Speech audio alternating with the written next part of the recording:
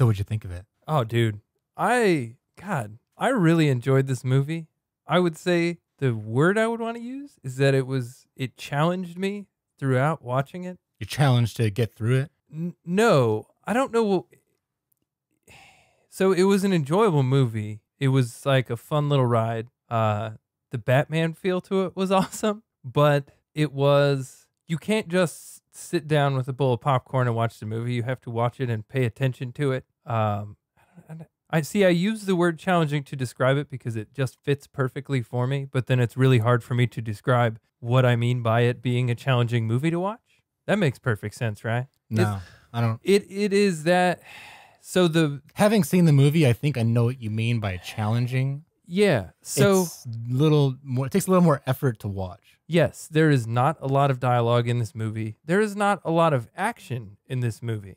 So you have a whole lot of really silent, fairly static scenes in which you get just shots of stuff in a place. Mm-hmm. There's a narrative being told that requires your participation to piece together. Yes. To fill in the blanks. Yes, absolutely. And it seems or it feels like everything you're being shown as you watch the movie is a relevant detail, but is sometimes a struggle when watching the movie to tell the relevance of the detail you're being shown at length. Mm-hmm. The way I thought about this movie is, you know how like Quentin Tarantino has the one scene where no one's talking for 5 minutes and it's excellent and everyone loves it. And it's just like, you know, when Uma Thurman's dancing with John Travolta. Yeah. And what this movie is only those scenes. Just too much strung together, but they're all excellent.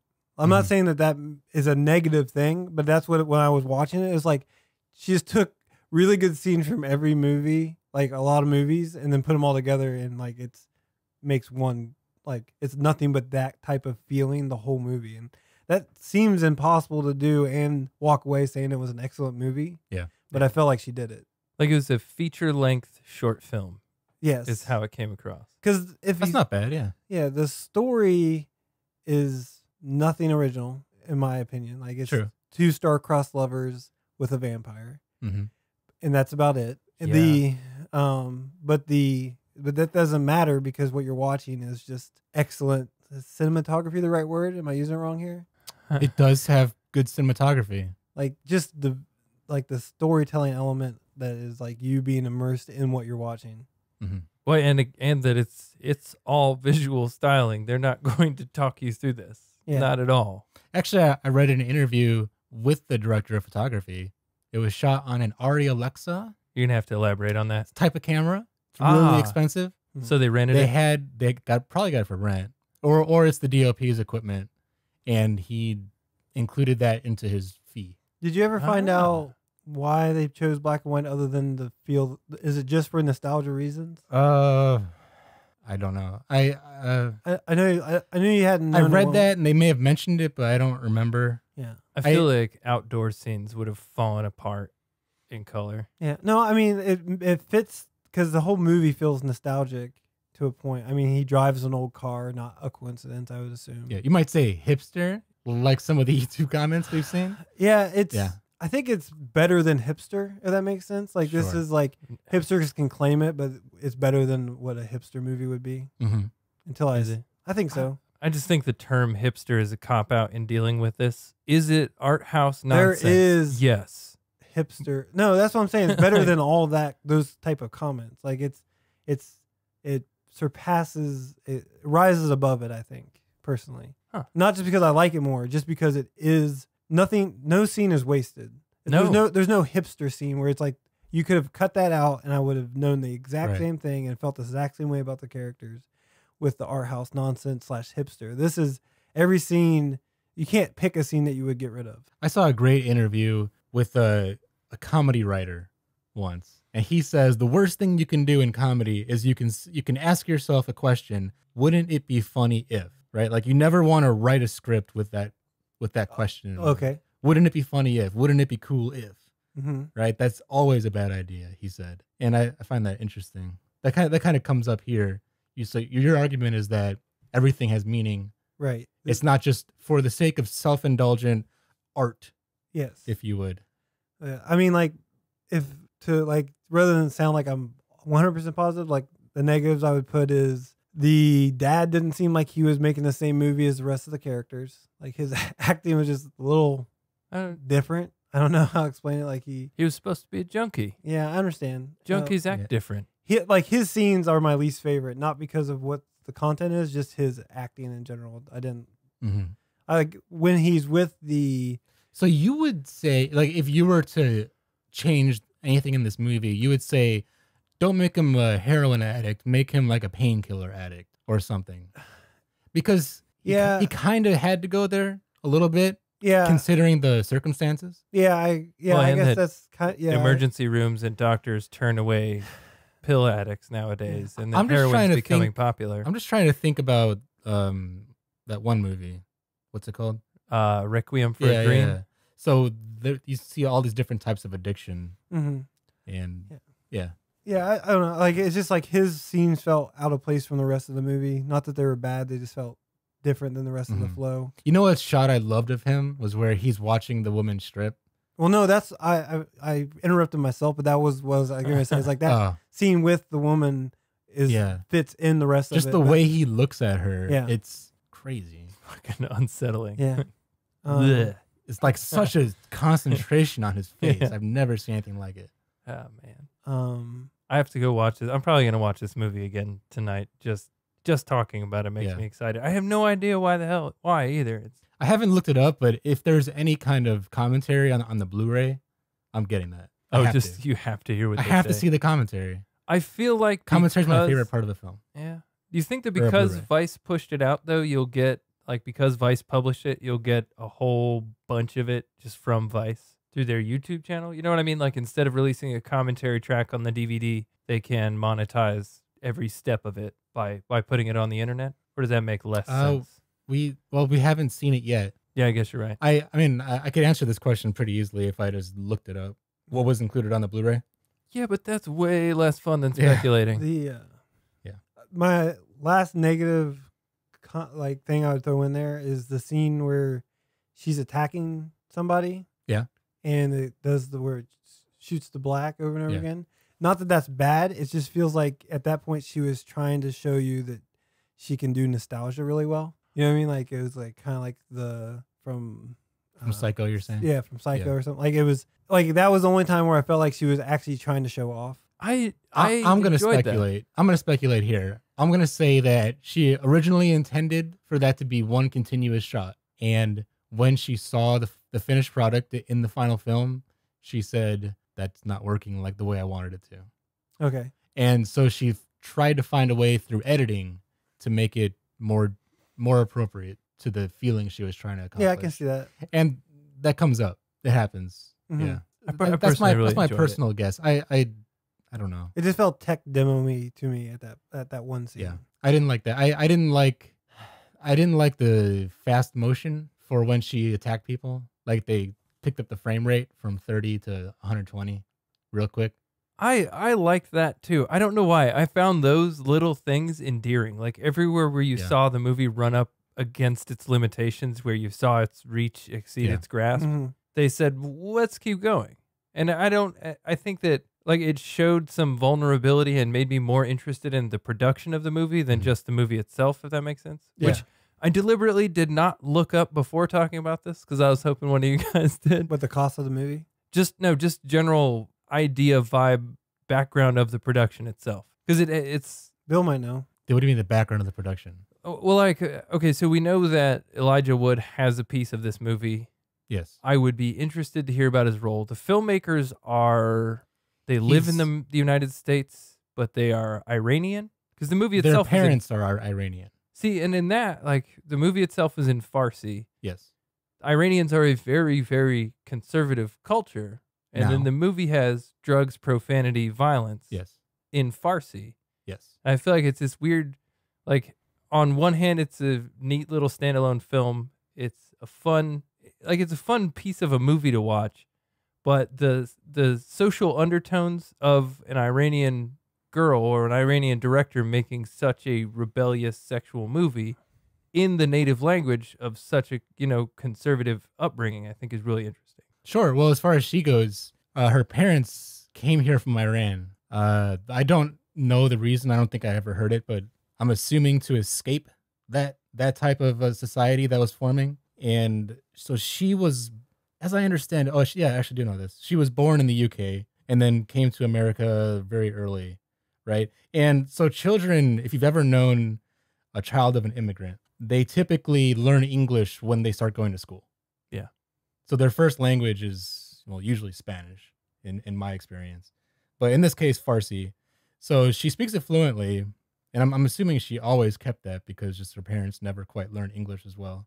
Just an assumption. But as far as the culture, like it's a piece of herself. It's a piece of herself, the fact that she is Iranian.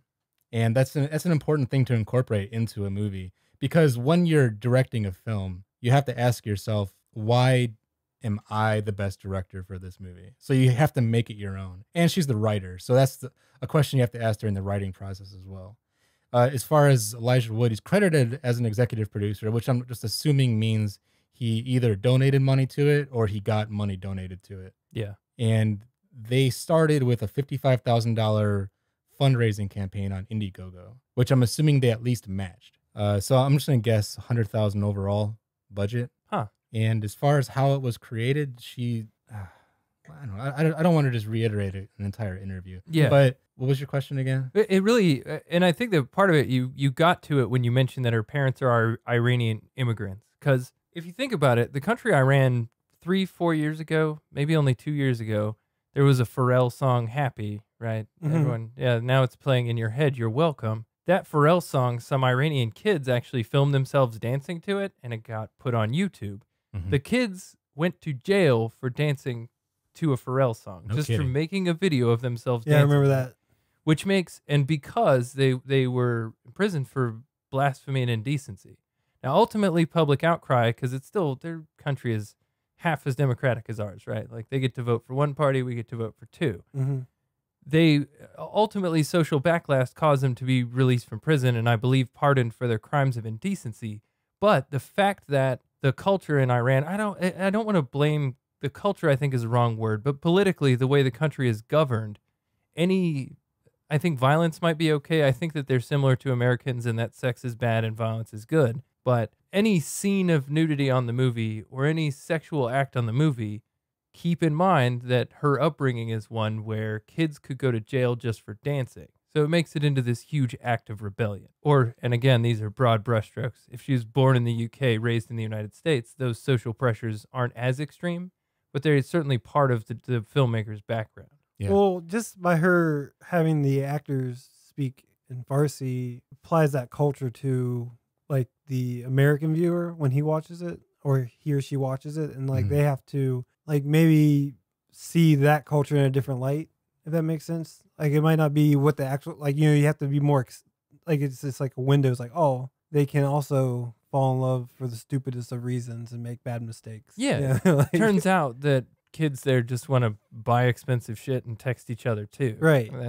That's the way that's kids another thing I are. appreciate about this movie is just the fact that it's in Farsi is just like a good beacon to the like the West, I guess is the best way to put it. Yeah. To be like, hey, you know, there might be a government that we don't like, but Mhm. they have filmmakers too. Have you guys seen, by the way, this movie? Actually, there's a still on the screen right now, and there's an unshielded light bulb in the frame. Almost every scene in this movie has an unshielded light as part of the image with just grisly halos around it. Are you guys familiar with someone who's done this elsewhere? And do you think I mean, J.J. Abrams will do it, but it's off camera. It's not in the frame. You just get the flares from it. Is there an answer you're looking for? I mean, is this something that people are doing, or is this a unique technique to this movie? And is it ugly? Is it distracting? Or did I choose to pick on it so I think I sound smart when I bring it up? I think the answer to all those might be true. I don't think it's ugly. It's like I didn't particularly notice, but yeah, I see the halo. I don't know, adds to the atmosphere, I guess. Yeah. Like if it was not in black and white, it'd be more disturbing, I think. Maybe, yeah, if they colored it green like Fight Club, sure.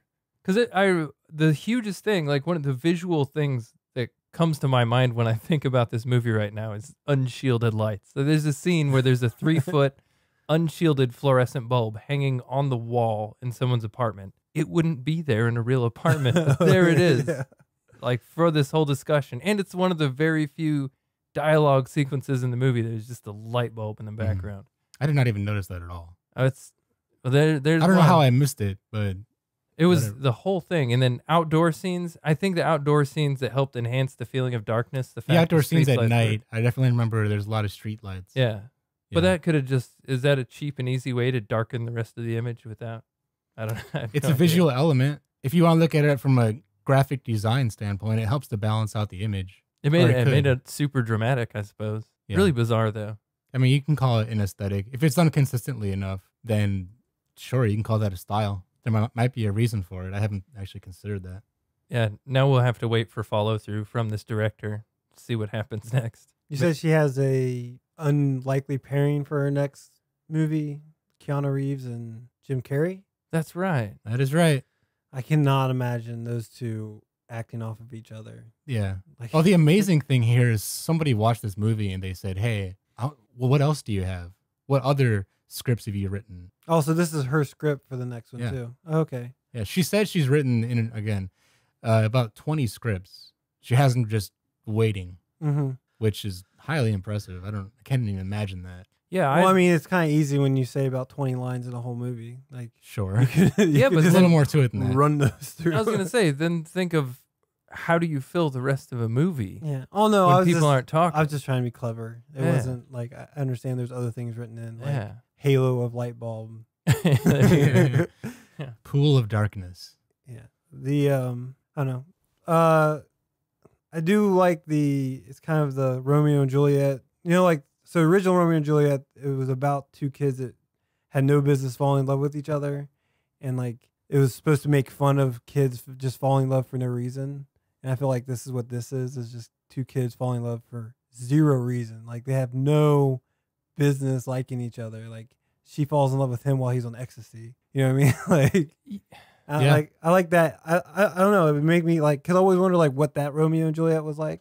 And now I've seen it. And it's like, and you still fall in love with the characters and they're still endearing. It's just like, they're just Do you making know mistakes. another weird thing about this movie is that I never really gained any attachment for any character watching it. It felt like I was there for a series of events and that the people involved in those events weren't that significant. The way I hate the guy, but I feel for him. And I like, you know, he's like that lovable train wreck that just continues to make bad mistakes. He just had a bad deal yeah, in like this movie. yeah. I mean, like for example, the scene before the scene we're watching, he's just trying to get any girl. You know what I mean? He does not. Yeah, care. he doesn't care who. Yeah, so yeah, in that respect, it's not romantic at all. right. So when he gets with this girl, it's not like, oh, I waited for you. No, I've been trying very hard to find a girl all night. Thank you for being here. And then when she chooses him, he's on ecstasy. Like this isn't the real him, and she has no real dialogue with him other than him acting a fool, and she still falls like she chooses him to fall in love with for no reason whatsoever. And I'm not Even that though, it No, felt not- more like she chose him to not murder. right. I And understand. that's- I get that, but I'm just hopefully this doesn't come off as negative. I'm saying this in a positive way. Like I like that story. I gathered more of just the intrigue. You know what I mean? Like not like a fall for him, but like oh, this one's interesting. I think it's more of a convenient matchup. Yeah. Like by the end of this movie, he needs to get out. Right. He's just destroyed. Mm-hmm.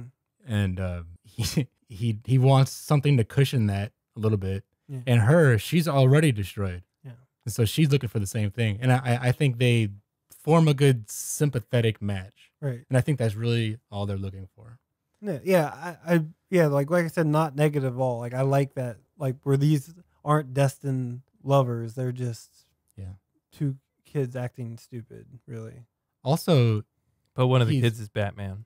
Right. no, he's Dracula. No, she's No, Batman. She's Batman. Oh, she's Batman. Yeah, Or Clint Eastwood. that was Whatever. because whenever she had to kill somebody in this movie, it's like she was cleaning up the streets pretty much. Like I really felt like she was the hero. Yeah, of this they- dim city. They went movie. out of their way to show that she doesn't kill innocent people. Yeah, I don't know. It was very. Twilight could have done this. Could have. I would say I would like to see Twilight shot in a foreign language, and it's impossible to do. But I have a feeling that a lot of hipsters would love Twilight if it was just Dude, fought in a storm. Like I can Oh, do that. No, you could take a movie and just change it just enough yeah, to where it's not recognizable, or at least you could debate that it isn't the same thing. yeah. Sure, shoot and light it like this. Make it a silent film with French title cards. No, I'm saying same scenes, just slightly like different language Just and a different direction, right.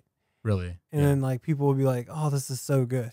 Like it's just that close. Like just to overhaul Everything's that Twilight. close. Yeah, Tell each actor, no, you care. Like you actually care. Doubt it. I do want to see the girl. I want to see the guy and the girl, and I want to see the pimp guy because he just reminds me of Matthew McConaughey. I just want to see him go all right, all right, all right at some point. But I want to see all three of these in other movies. I'm excited for that. Well, a couple of them have been in movies. Although, if you look up their IMDb pages, they played Iranians.